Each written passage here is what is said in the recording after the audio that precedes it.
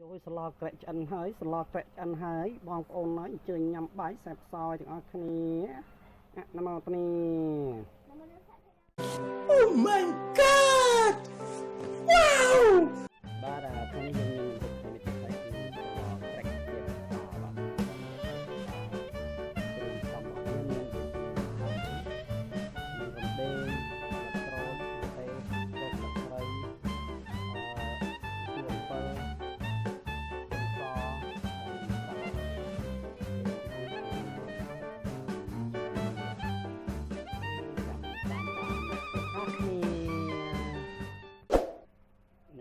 ลบอกខ្ញុំចំនួនមួយក៏បានគឺជាកប៉ាតែម្ដងបាទរសជាតិរបស់វាគឺយើងតែអ៊ីមជាបាទบอกแกร่งเตี้ย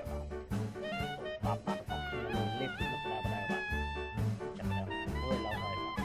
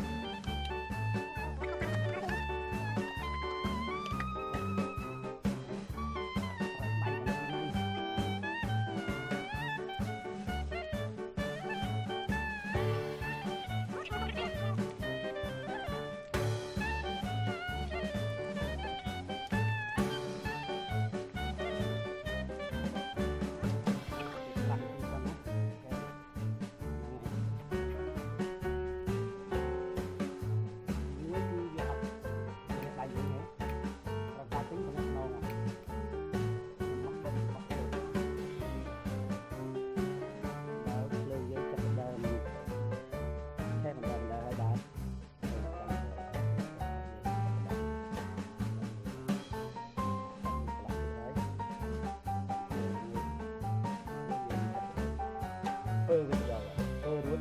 វាទៅជិះមកបាទអេមឈ្ងុយអូខេអរគុណច្រើនបាទអរគុណច្រើនសម្រាប់ការតាមដាន channel របស់ខ្ញុំសូមអរគុណ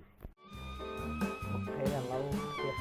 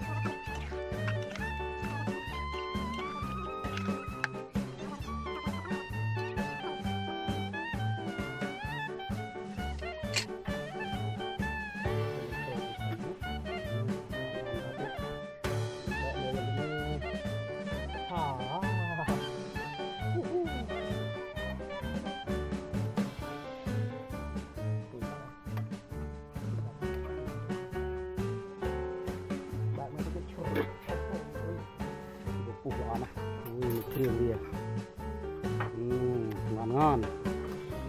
បាទនេះគេហៅស្លត្រែកទាឆ្ងាញ់ណាបាទហ្នឹងហើយខ្ញុំថាបងប្អូនចូលចិត្តបាទអាចធ្វើតាមបានណាបាទនេះដូចចេះចឹងនេះក៏ធ្វើតាមវិធីដែរអូឆ្ងាញ់ណាស់អร่อยគ្រប់មួយលឹបស្លត្រែកអិនហើយស្លត្រែកអិនហើយបងប្អូនមកជួយញ៉ាំ